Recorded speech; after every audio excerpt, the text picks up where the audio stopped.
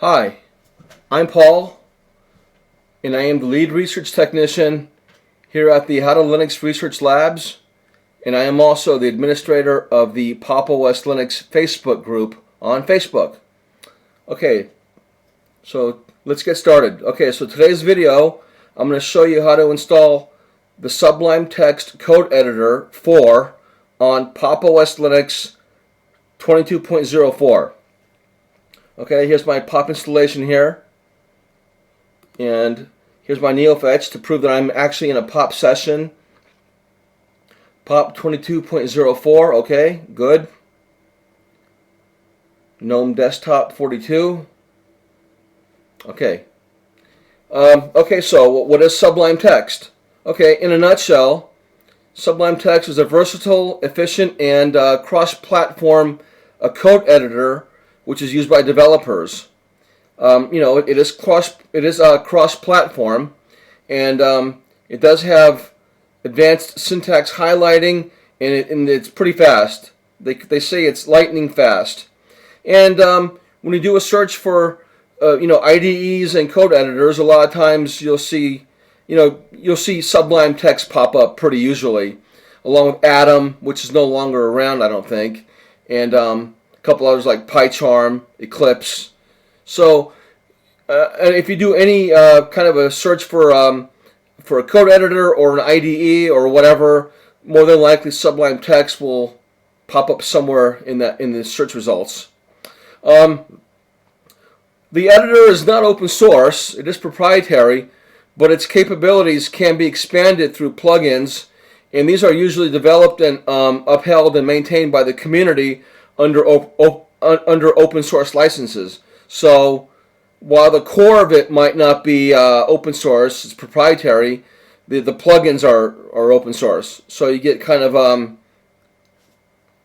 hybrid product as far as the licensing is concerned.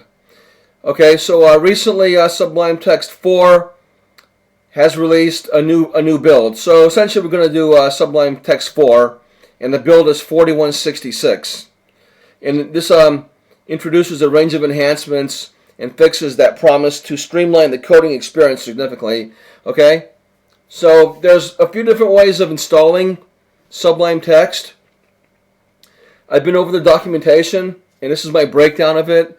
Of course, you can always compile any product from source and install it that way. But that's usually pretty involved. So we're I just want to throw that out there as an option.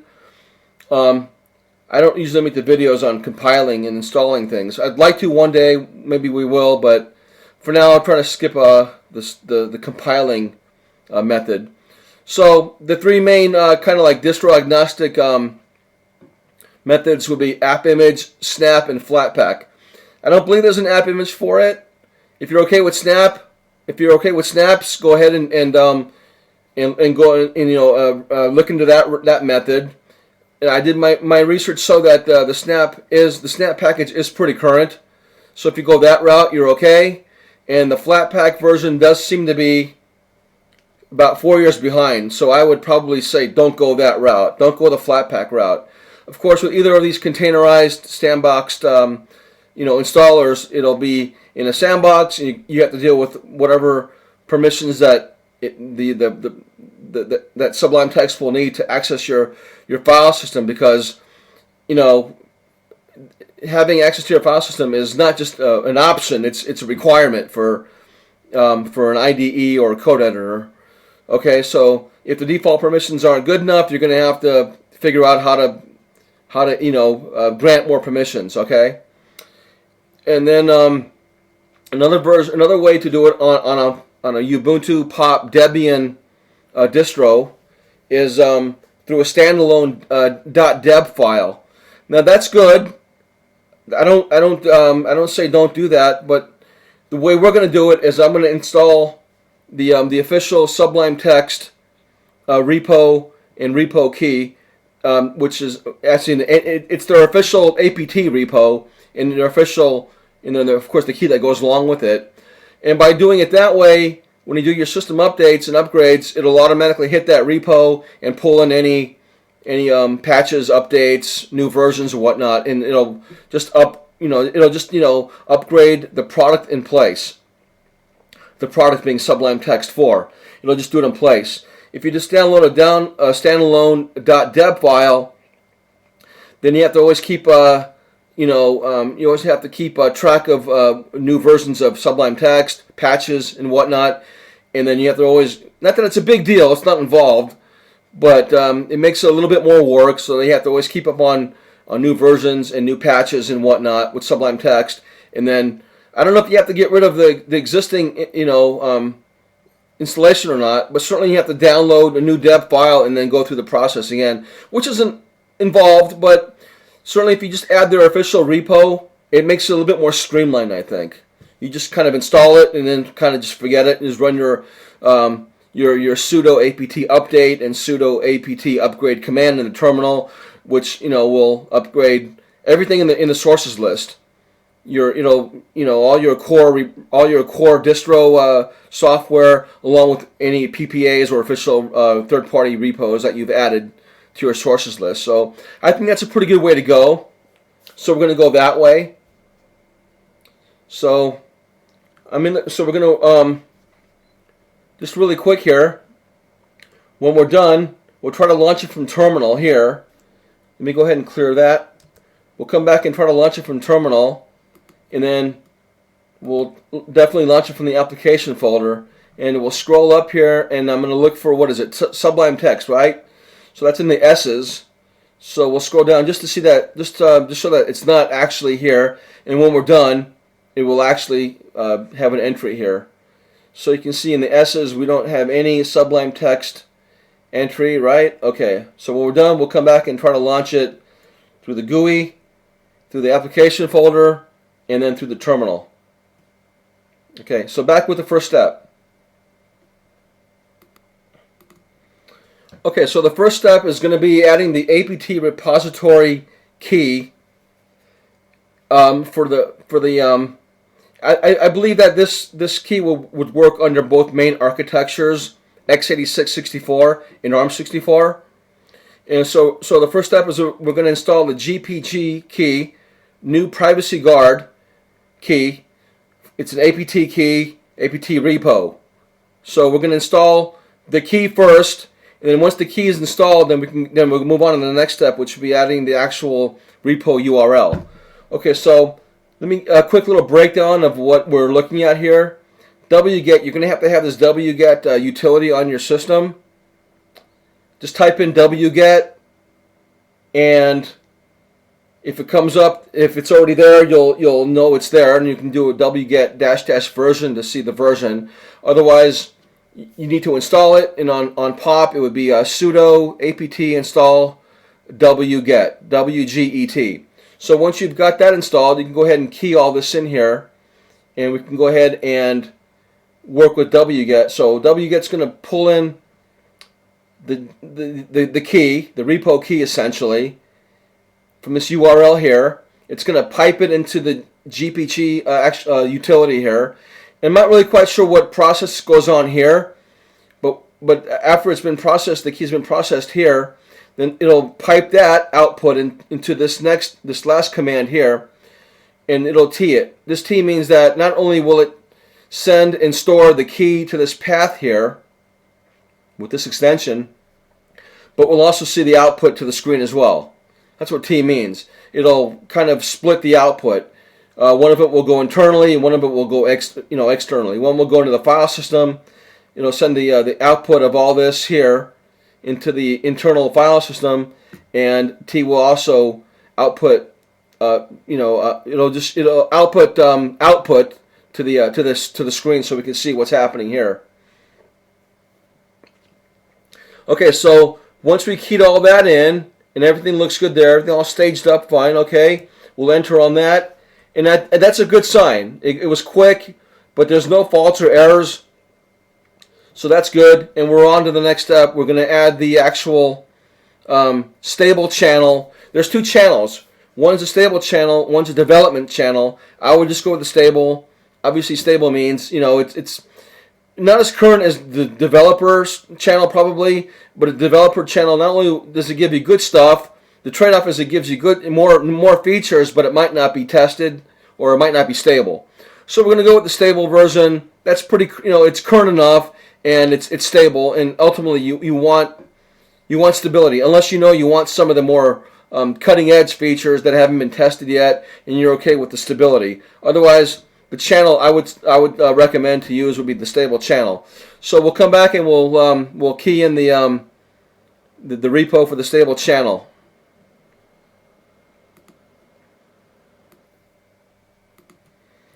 Okay, before I show you how to install the repo URL to our sources list, let's take a look. Let's take a quick little look at the key that was stored in that path. Now we can use Nano to actually open it in an editor, but we just want to see the contents. So for this purpose, I just want to use the cat command just to dump the contents of this file path here, where that key was stored, with the .gpg extension, new privacy guard. So yeah, okay, so this was in the other command, so just kind of key that in with the cat command here, enter on that, and we'll take a look at it. Okay, yeah, it doesn't look like anything really legible or human readable or whatever. I believe that's probably because it's encrypted. So bottom line is that, there's something here. There's data here, there's software, the key is here. Okay, so I just wanted to show you that. So we're okay there. The key has been stored. Okay, so we're clear on that, and I'm gonna paste in the command for the repo URL. And here's the repo URL. It's going to be a deb file essentially, and you can see here sublimetext.com apt. It's going to add this apt repo. It's going to add the repo to our apt cache, the stable version. So we're going to get this repo here, and it's going to go ahead, and once we download this repo, it's going to pipe that into the T command here, and we're going to see output to the screen again externally, and then internally it's going to pipe that URL here into this path here, which is our sources list for APT. So APT can go ahead and pull from this repo and install Sublime Text. Okay, so that's pretty much a pretty good breakdown there of this command here. Okay, so you got a URL, it pipes into the sudo, into a T, and then internally it goes into this path here, and externally it comes to the screen. Okay, so once we have all that keyed in, we're all staged up, go ahead, enter on that. Okay, good. In this part right here, we're seeing this right here because of the T. Like I said, the T goes internally and externally. The internally we don't see until we actually do a nano on that file path or a cat, but this right here tells, and this is the output, this is the external output here.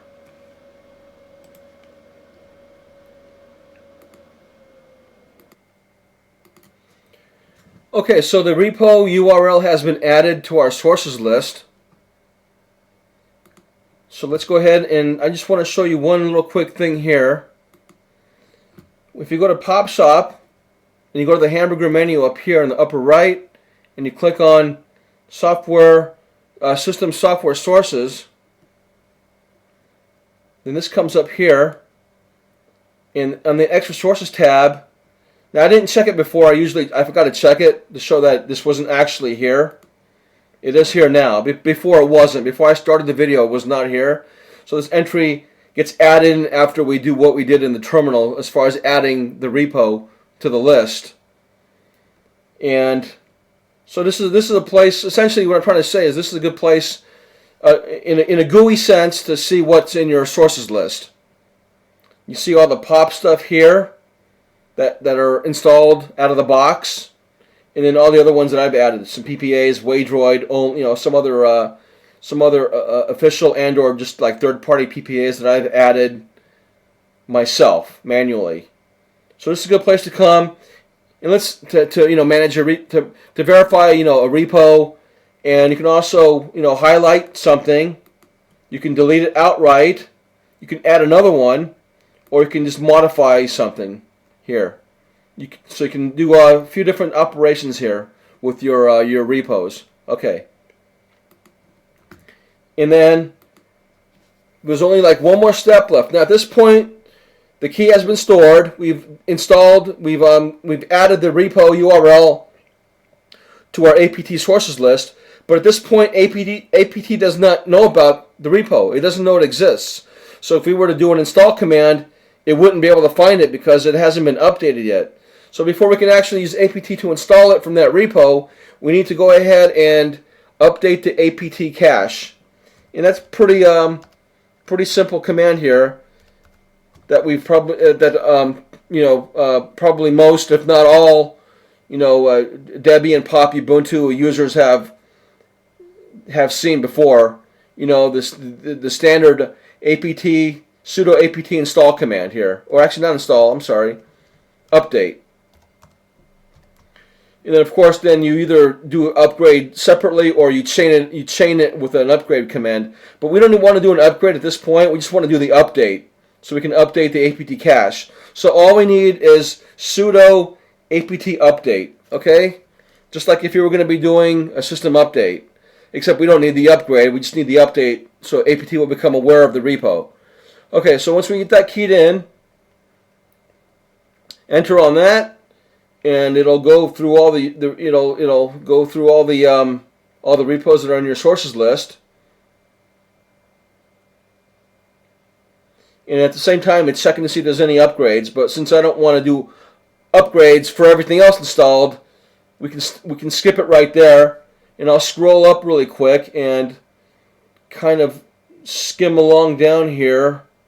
And then, okay, there it is. So see, not only is it in the sources list now, but APT should actually know about it, and pull it from, and be able to pull from here and install Sublime Text.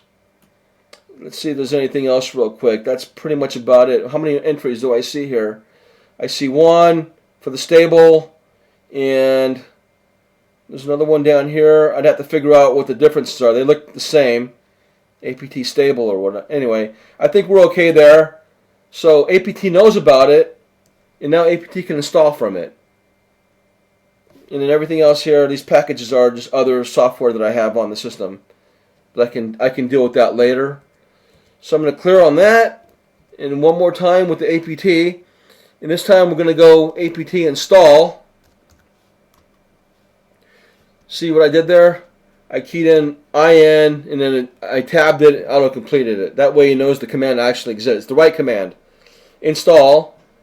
And then,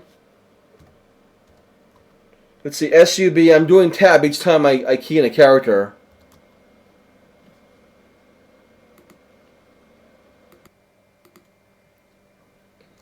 Okay, so Sublime, okay, it puts the dash in there, that's good. If I put a T in there, okay, good. It sees. So it saw everything. So that means it's aware of it, and this should go through and install Sublime Text. So we'll enter on that. Let's see if it prompts me. Nope, no prompt.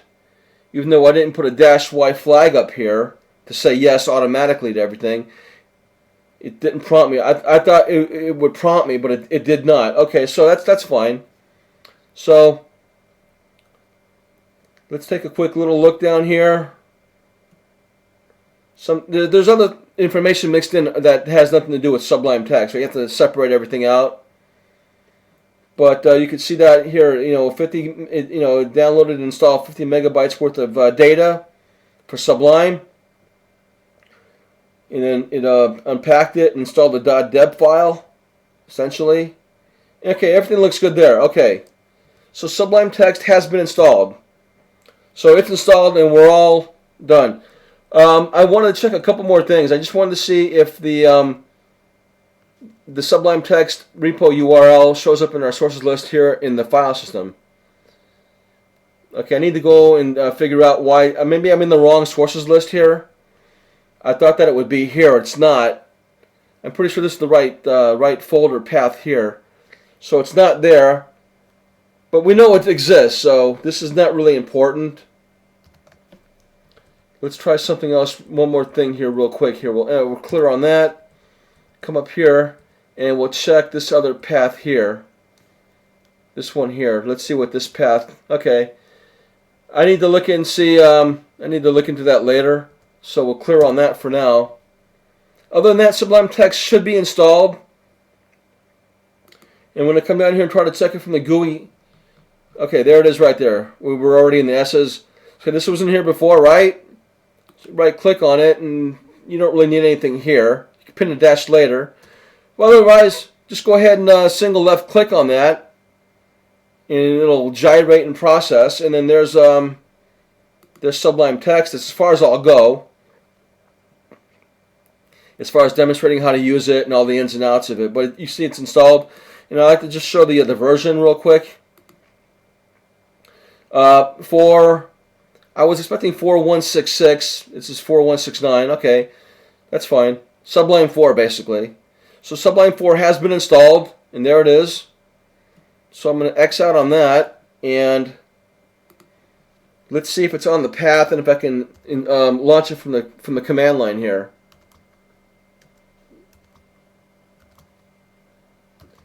Nothing seems to be. Let's see. You know, I would think it's Sublime Text or some variation of that. I didn't look it up, so I'm just going to kind of go with a couple of things that are obvious to try. And it's okay. It's not there. I can look that up later. You can look up on your own to see if there's an actual command to launch it from the terminal, or maybe it's not on the path. You have to put it. You have to put the binary on the path. But that's really here or there at the moment, because it's good to have it's good to have terminal launch capabilities in case your GUI doesn't work. Your GUI is always Plan A, like this, and launching from the terminal could be Plan B, in case the GUI doesn't work to launch. And the good thing about launching from the terminal is that not only is it a backup way to try to launch a program, but if there's problems with launching and or usage here, if you have the process running in the terminal for that program, it'll show output to the terminal that you can probably use to debug launching issues and or usage issues as well.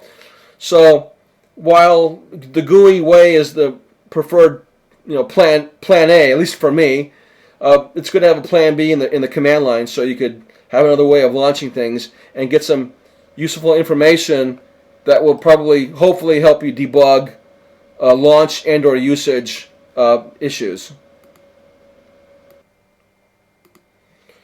Okay, so I think I'm going to go ahead and go back to my neofetch real quick here. I like to end my videos with neofetch. Okay, so that was how to install the Sublime Text. They say text editor. I call it a code editor because to me it's more of a code editor than text. Yes, code is text, but it's not plain text. It's code. So I call it. I don't know. I don't like when I read articles and they call these IDEs and editors text editors when they're actually code editors. Then of course you have another member of the family, which is the IDE, the Integrated Development Environment, which also has a built-in code editor along with other debugging and compiling capabilities. But Sublime Text 4 is a code editor, and it is extensible. You can add extensions to enhance its capabilities. So that was how to install the Sublime Text code editor 4 on Pop! OS Linux 22.04, and I am once again I am Paul, and I am the lead research technician here at the How to Linux Research Labs, and I'm also the administrator of the Pop! OS Linux Facebook group. And I thank you for watching and subscribing. I do look forward to your comments and your feedback. And if you have any requests, leave them add a request in the comment section. And until my next video, happy Linuxing. Bye-bye.